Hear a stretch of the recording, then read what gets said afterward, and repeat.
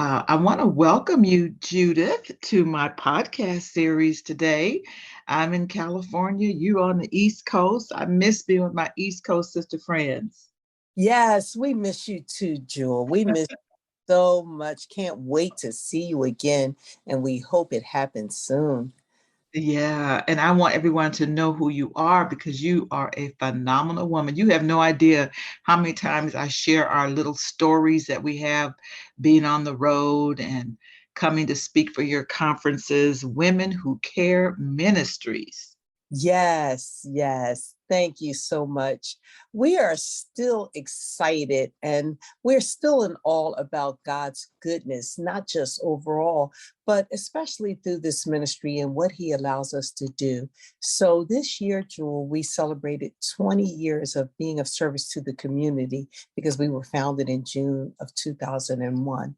And what we do primarily is offer safety net services to people who are in need, people who would otherwise do without these services. We have domestic violence services where we offer preventative services to people prior to even getting into a domestic violence situation. And we work a lot with teens in this area, but we also have other services where we help women get out of and stay out of those toxic, unhealthy relationships. And we guide their hand, not rushing them, not judging them, one woman, one day, one situation at a time.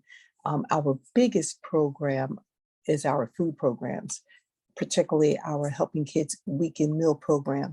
We've gone to the heights of 7,000 weekend meals that we're providing each week through the pandemic and even up to date because hunger and food insecurity is such a big issue, not here, not just in the DMV area, but all over the globe.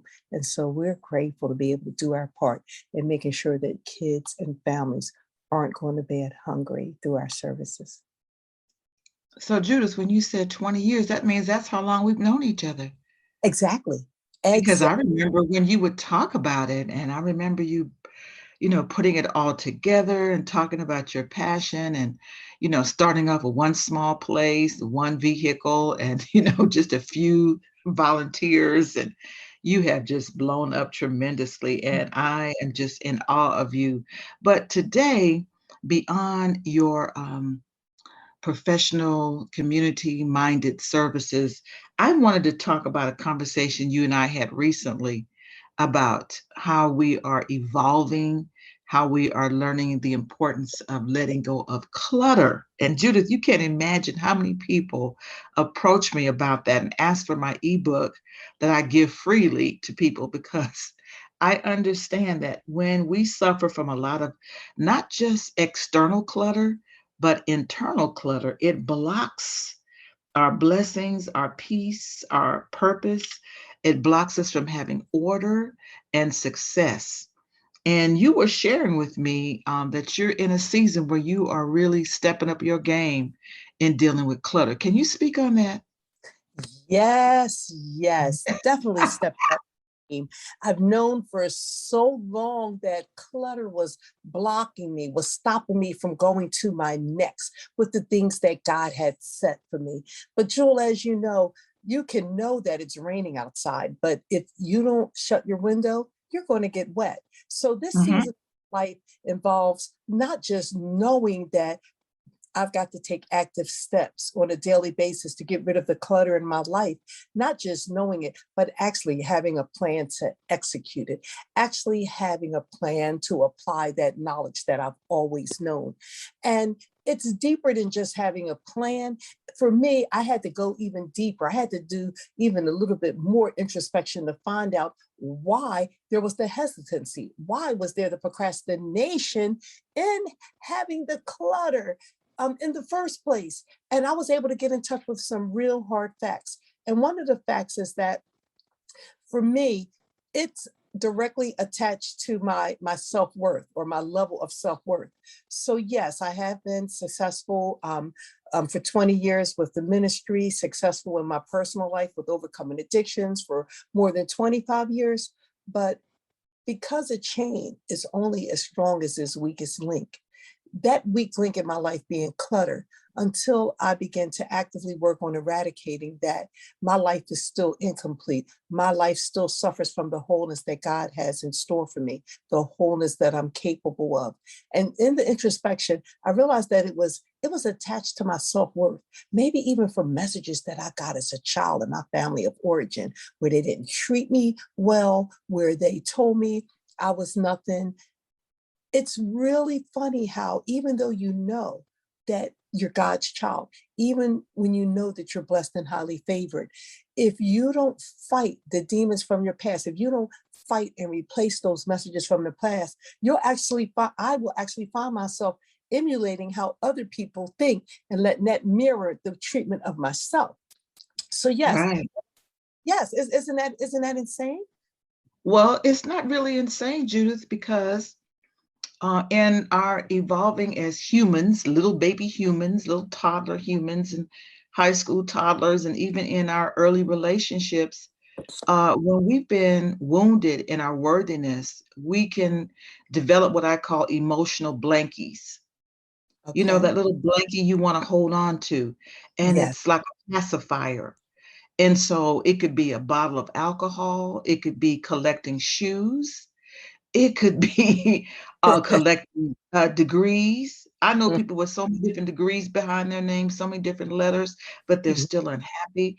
It could be just collecting stuff because it is the way you learned how to pacify yourself. It's your emotional blankie that makes you, that comforts you. So I Yeah. don't think it's insane. And I think it's so awesome when you come to the realization that we know things intellectually, but we haven't been able to apply what we know. And that's where I feel that in our early discussion, you're realizing I'm actually applying what I know in my head. And that's why the word of God says that our heart will deceive us. You know, Yes. we think we're doing all right. We think we've made progress, when in actuality, we still got these emotional blankies that we're Mhm. holding on to. It could Yes. even be it could be a relationship that's toxic, but it's the only one that you know. And so a lot of times, you know, people will find themselves in an abusive and a toxic relationship because it's the only thing they know that gives them some kind of identity and some type of an emotional blankie to hold on to. And it becomes a fearful to let go of stuff because then you say, well, who will I be and what will I do if I let go of the emotional stuff or the physical stuff? Am I making any sense? You're making a lot of sense, and that is so true.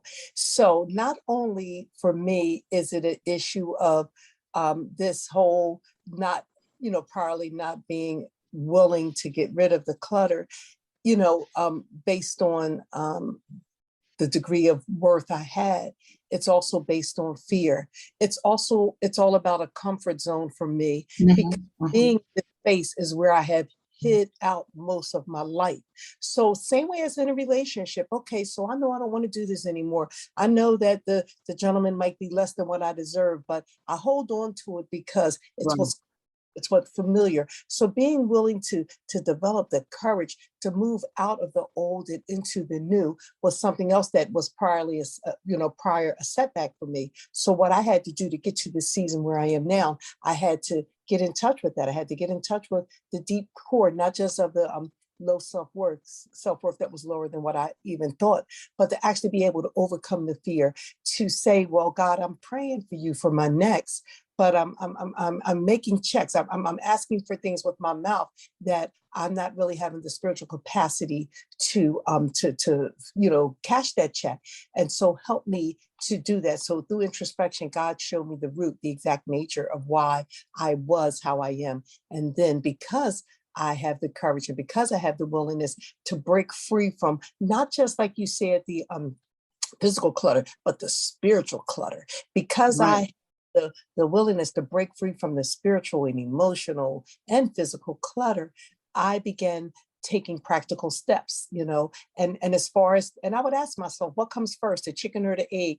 Is this outward clutter, all of these papers and things misplaced, is that indicative of a cluttered spirit, or is it the other way around? And I decided that it's less important for me to answer that question, but to start right where I am. So I began soliciting help from a friend, and she comes over and she helps me hanger by hanger, paper by paper,